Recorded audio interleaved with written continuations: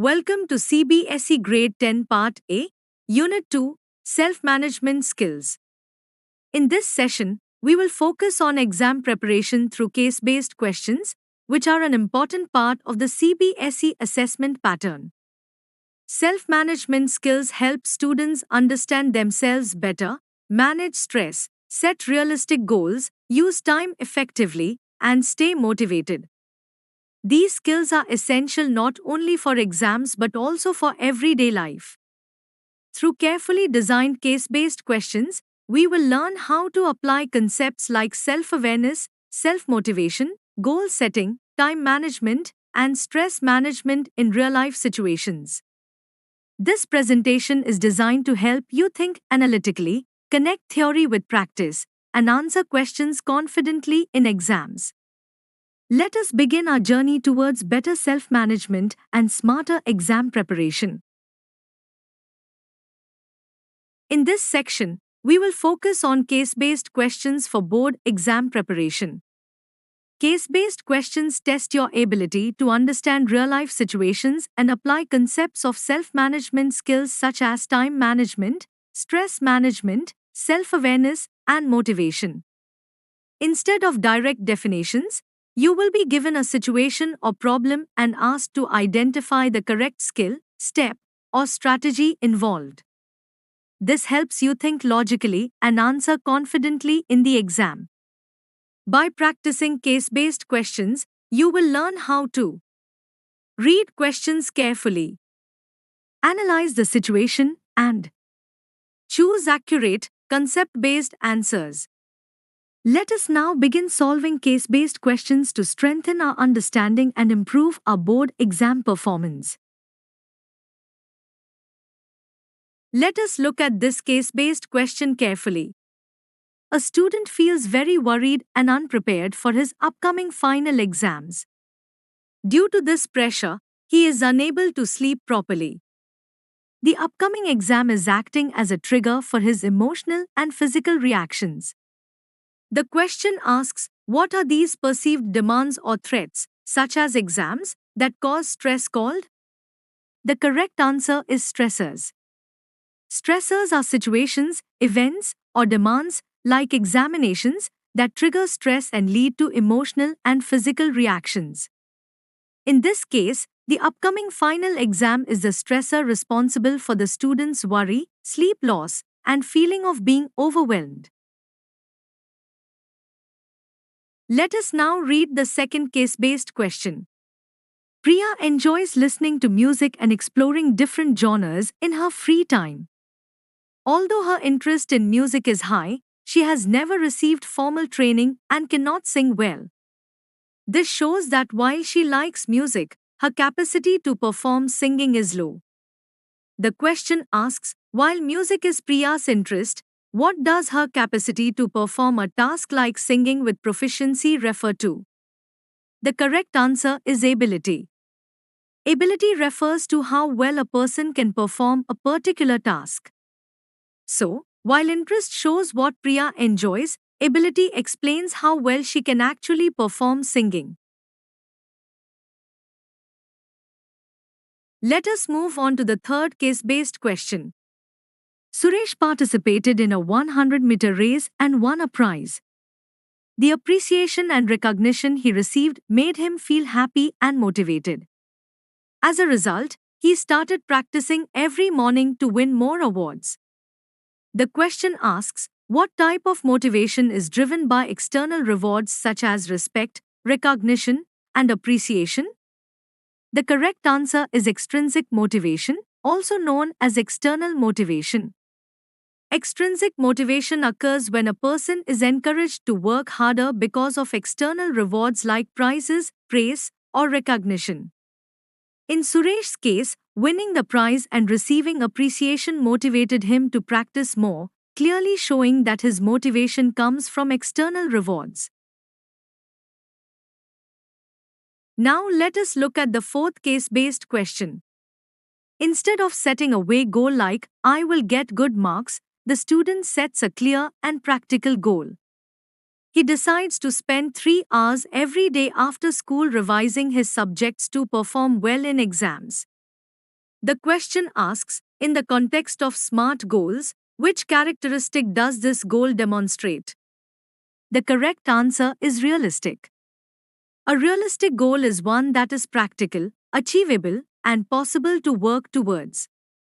By planning to revise for 3 hours daily, the student has set a goal that can actually be followed, unlike a vague statement with no clear action plan.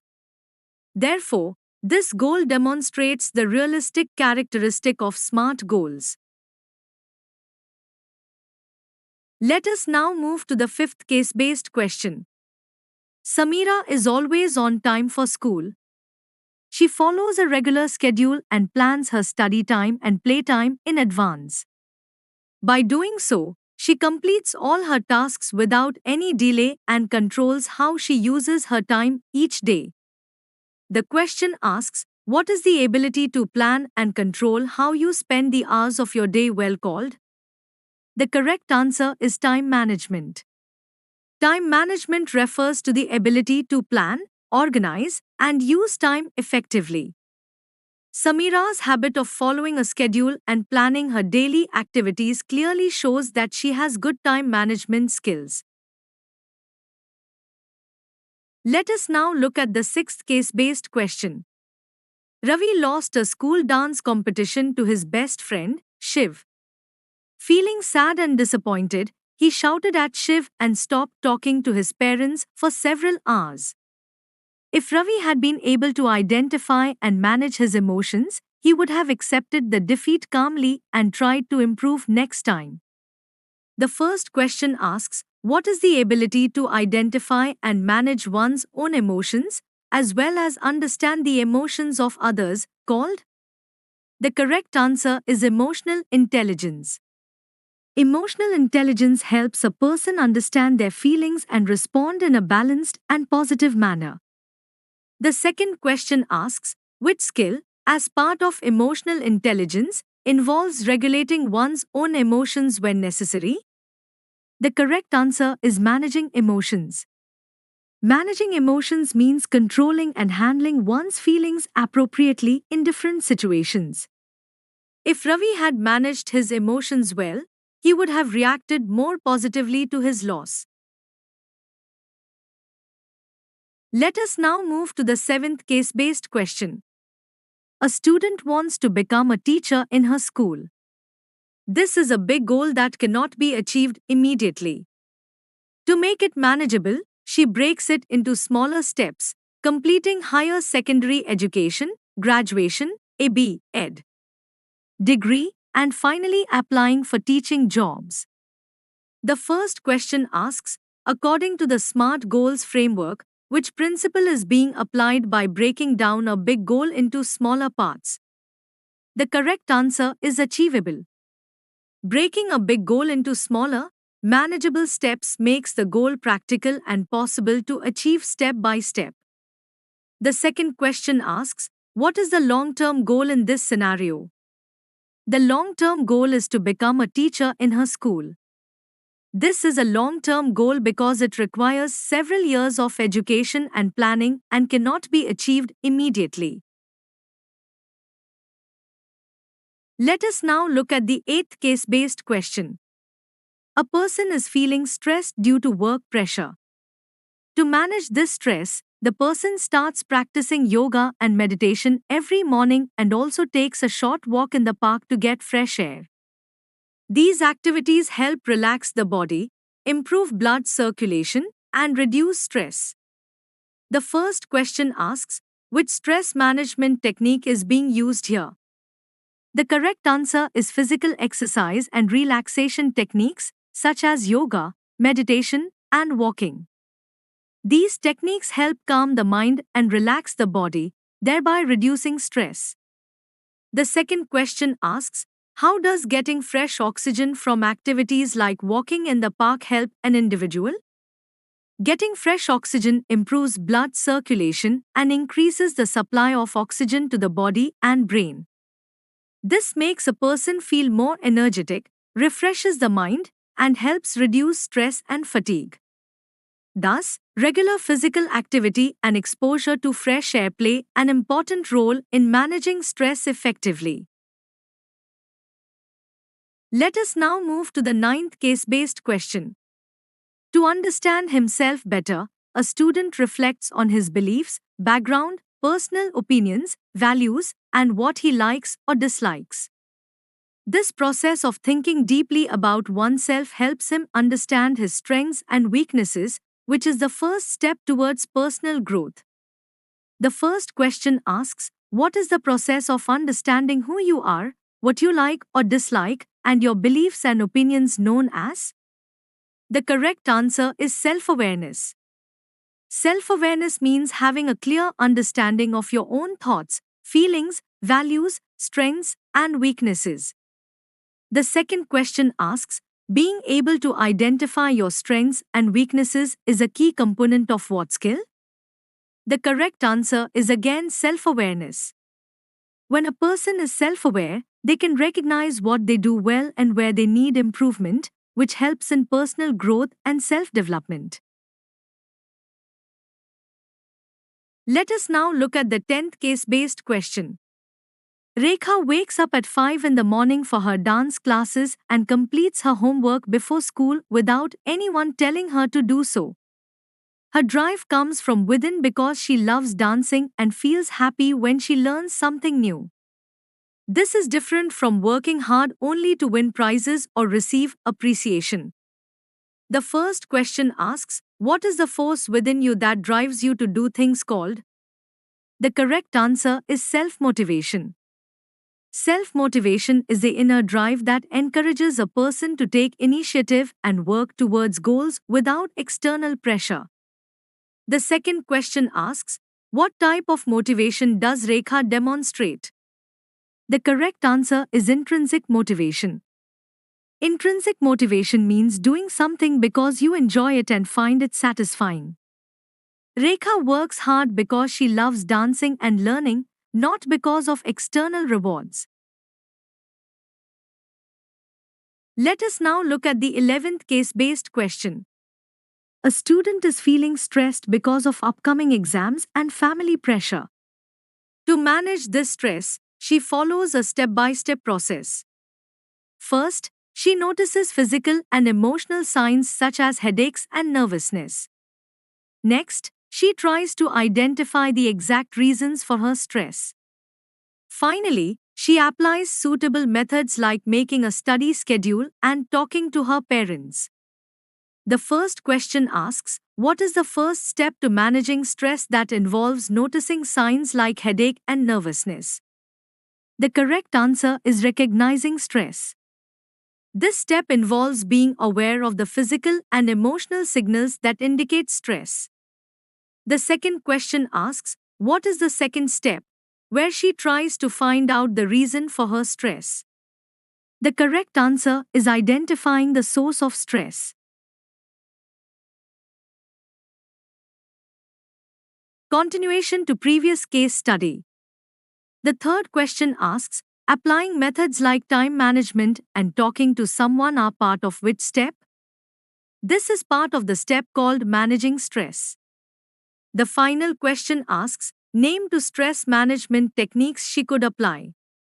Two suitable techniques are time management, such as making a study schedule, and talking to someone or seeking support, such as discussing her problems with parents.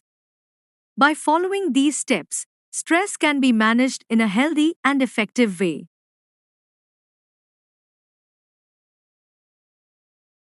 Let us first read the 12th case study. A student decides to set a goal to improve his English speaking skills. To make sure the goal is clear and effective, he uses the SMART framework. He frames his goal as, I will improve my English fluency by joining coaching classes for 1 hour every day after school, so that I can participate in the inter-school debate competition in 6 months. Now let us answer the questions one by one. Question 1.